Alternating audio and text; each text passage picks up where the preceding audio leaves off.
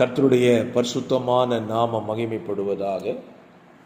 ஆசீர்வாதமான ஒரு நல்ல காலவெளியிலேயும் அனுதின மன்னா என்கிற வேத தியானத்தினால் உங்களை சந்திப்பதில் மிகுந்த சந்தோஷம். கிருபையாய் கர்த்தர் நமக்கு ஒரு நல்ல நாளை கூட்டி கொடுத்திருக்கிறார். இந்த நாளுக்காக ஆண்டவருக்கு நன்றி சொல்லுவோம். இந்த நாளிலேயும் ஒவ்வொரு நாளும் தினம் ஒரு அதிகாரத்தை மையமாய் வைத்து தியானித்து கொண்டிருக்கிறோம். பிரயோஜனப்படுகிறவர்களுக்காக கர்த்தரை ஸ்தோத்திரம் பண்ணுகிறேன். இந்த நாளிலேயும் ஆதியாகமம் 13ஆம் அதிகாரத்தை நாம் தியானிக்க போகிறோம். இந்த அதிகாரத்தில் ஸ்தோத்திரம் 18 வசனங்களை இந்த அதிகாரம் கொண்டதாக இருக்கிறது. இந்த அதிகாரத்தில் 2 பகுதிகளை நாம் பார்க்க முடியும். ஆண்டவர் ஆபிராமை அழைத்த பொழுது அவன் புறப்பட்டு போக தன் தேசத்தை பற்றி எழும்பின போது லோத்துவும் அவனோடு கூட போனான் என்று வேதத்தில் வாசிக்க முடியும். ஆபிரகாமும் லோத்துவும் சேர்ந்து பயணம் செய்த பகுதிகளிலே ஆபிரகாமிட்ட ஒரு நல்ல பழக்கம் இருந்துச்சு. தேவனை பலிபீடம் கட்டி தொழுது கொள்வது. 4ஆம் வசனத்தில் நீங்கள் வாசிக்க முடியும். அங்கே ஆபிரகாம் கர்த்தருடைய நாமத்தை தொழுது கொண்டான் என்று எழுதப்பட்டிருக்கும். தேவ பிள்ளைகளோடு ஐக்கியப்படுகிறவன் தேவ பிள்ளைகள் ஆசீர்வதிக்கிறது போல அவனும் ஆசீர்வதிக்கப்படுவனான் என்பதற்கு லோத்து ஒரு நல்ல உதாரணம். ஆபிரகாமை தேவன் ஆசீர்வதித்தார். அவனுடைய மந்தை, அவனுடைய செல்வம் பெருகினர். அதே போல லோத்துவனுடைய மந்தைகளும் அவனுடைய ஆஸ்திகளும் பெருகிற்று. ஸ்தோத்திரம். பூவோட சேர்ந்த நாரும் மணக்கும்னு சொல்லுவாங்கள்ல, அது போல தான் கர்த்தருடைய பிள்ளைகளோடு யாரெல்லாம் சேர்றாங்களோ கர்த்தருடைய பிள்ளைகள் ஆசீர்வதிக்கப்படுவது போல அவர்களும் ஆசீர்வதிக்கப்படுவார்கள் என்பதற்கு லோத்து நல்ல உதாரணம். ஆனால் ஆசீர்வாதம் எங்கே பெருகுகிறதோ அங்கே ஒரு பிரச்சனை வரக்கூடாது. பாருங்க, ஸ்தோத்திரம். இங்கே லோத்துவின் மேய்ப்பருக்கும் ஆபிரகாமுடைய மந்தை மேய்ப்பருக்கும் இடையே பிரச்சனை. இந்த பிரச்சனை உருவாகுவதற்கு காரணம் பைபிளில் ஒரு வசனம் இருக்குது. அவர்களுடைய ஆஸ்தியை அந்த பூமியே தாங்க முடியலை, அந்த அளவுக்கு பெருகி இருந்தார்கள். ஸ்தோத்திரம். எங்கே பெருக்கம் அதிகமாக இருக்குதோ அங்கே ஒரு மனம் கெடும். ஆஸ்தி பெருக பெருக தான் பிரச்சனையே வரும். பாருங்க, ஸ்தோத்திரம். இன்றைக்கு நம்ம வாழ்க்கையில் அதுதானே. நம்மகிட்ட அன்றாட தேவைகள் சந்திக்கப்படுமானால் எந்த பிரச்சனையும் இல்லை. எங்கே பெருக்கம் அதிகமாகிட்டே வருதோ அங்கே பிரச்சனையும் பெருசாகும். இப்போ இந்த பிரச்சனையை ஆபிரகாம் அழகாக கையாளுகிறான்.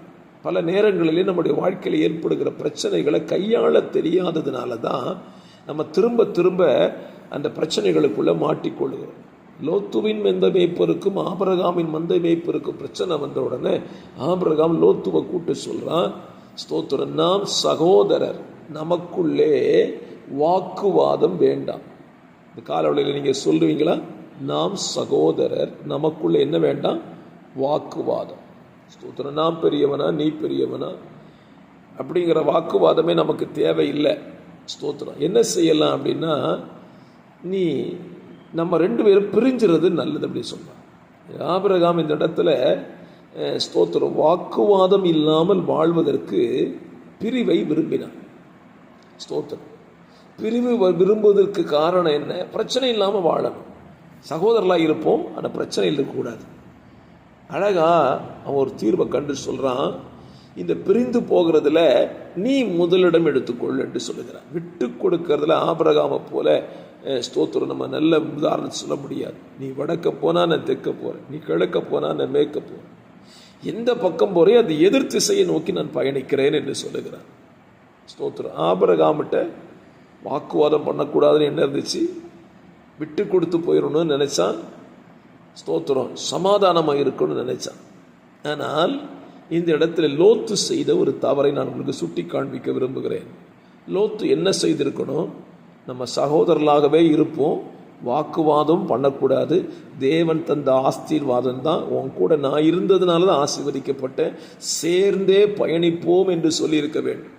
ஆனால் சந்தர்ப்பம் எப்படா கிடைக்கும், பிரிஞ்சு போலான்னு நினைச்சான்.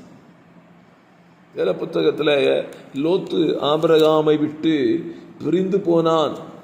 10ஆம் வசனத்தில் நீங்கள் வாசிக்கும் பொழுது அவன் தெரிந்தெடுத்த இடத்தை குறித்து சொல்லப்படுகிறது. அவன் தெரிந்தெடுத்த இடம் எது தெரியுமா? சோதோம் கொமாரா பட்டணம். இந்த சோதோம் கொமாரா பட்டணம் என்பது ஸ்தோத்திரம் ஒரு சபிக்கப்பட்டதான பட்டணம், அல்லது நான் இப்படி சொல்லுவேன், அது காயின் சந்ததிகள் நிறைந்த ஒரு பட்டணம். அதைத்தான் லோத்து தெரிந்து கொண்டான். என்னை கேட்கிற அருமையான கர்த்தருடைய பிள்ளைகளே, நீங்கள் பிரிந்து செல்வலாம், ஆனால் போகிற இடம் என்ன, எங்கே, எந்த இடத்துக்கு போகிறீங்கன்னு யோசிங்க. இன்றைக்கி நிறைய பேர் ஸ்தோத்திரம் ஒருமித்து வாழ மனதில்லாமல் பிரிந்து போவதையே ஆசைப்படுகிறார்கள். நீங்கள் பிரிந்து போவது நல்லதாக இருக்கலாம், ஆனால் நீங்கள் போய் சேருகிற இடம் எது என்பதை நீங்கள் சிந்திக்க வேண்டும். அப்புறம் லோத்து போய் சேர்ந்த இடம் பாவத்தின் உச்சக்கட்டத்து இருந்த இடத்திலாம் போய் சேர்ந்தான். இந்த பின்னாலே நம்ம அதிகாரங்களில் தியானிக்கலாம். ஆனால் அப்படி பிரிந்து போன பின்பு கர்த்தர் ஆபிரகாமை கைவிடலைங்க. நம்ம ஆண்டவர் எப்பொழுதுமே ஸ்தோத்திரம் தன்னுடைய ஜனத்தை அவர் கைவிடுகிற தேவனே அல்ல.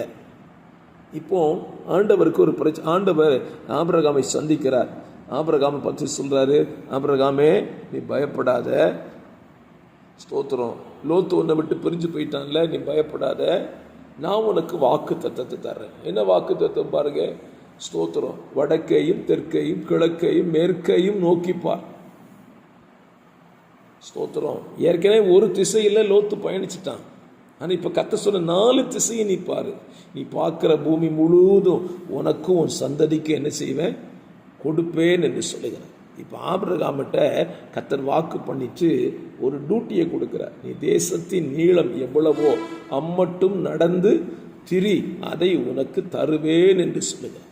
என்னை கேட்கிற கர்த்தருடைய பிள்ளைகளே, இந்த காலவெளியிலே ஒருவேளை சோத்திர சகோதரர்கள் உங்களை விட்டு பிரிந்திருக்கலாம். அவங்க தங்கள் சுய இஷ்டத்தின்படி வாழும்படி பிரிந்து போயிருக்கலாம். நீங்கள் வருத்தப்படாதீங்க. கர்த்தர் உங்களுக்கு வாக்கு தத்தங்களை கொடுத்து உங்களையும் உங்கள் சந்ததிகளையும் அவர் ஆசீர்வதிக்க உண்மை உள்ளவராயிருக்கிறார். நீங்கள் வேத புத்தகத்தை திரும்ப படித்து பார்க்க, ஆபிரகாமின் சந்ததி பலத்து பெருகிச்சு, அது ஆசீர்வதிக்கப்பட்ட சந்ததியாக இருந்தது. ஆனால் லோத்துவின் சந்ததியோ ஒரு சபிக்கப்பட்ட சந்ததியாகவே மாறி போயிற்று. ஆகவே இந்த காலவெளியிலே ஒரு நல்ல சிந்தையோடு இந்த நாளை துவங்குங்கள். ஒருமித்து வாழுங்கள், வாக்குவாதத்தை தவிருங்கள். ஐக்கியப்பட்டிருக்கிறதை நீங்கள் விரும்புவீர்களானால் ஆசீர்வாதத்தின் சந்ததிகளாகவே ஆண்டவர் உங்களை வைத்திருப்பார். ஜெபிக்கலாமா? பரிசுத்தமுள்ள நல்ல பிதாவே, இந்த காலவெளியிலே இந்த ஆதியாகமம் 13ஆம் அதிகாரத்தை தியானிக்க உதவி செய்தீங்க. ஒருமித்து வாழ, ஐக்கியத்தோடு வாழ எங்கள் எல்லாருக்கும் அனுக்கிரகம் செய்யுங்க. இயேசு ரட்சகர் நாமத்தில் ஜெபிக்கிறேன் நல்ல பிதாவே. ஆமென், ஆமென்.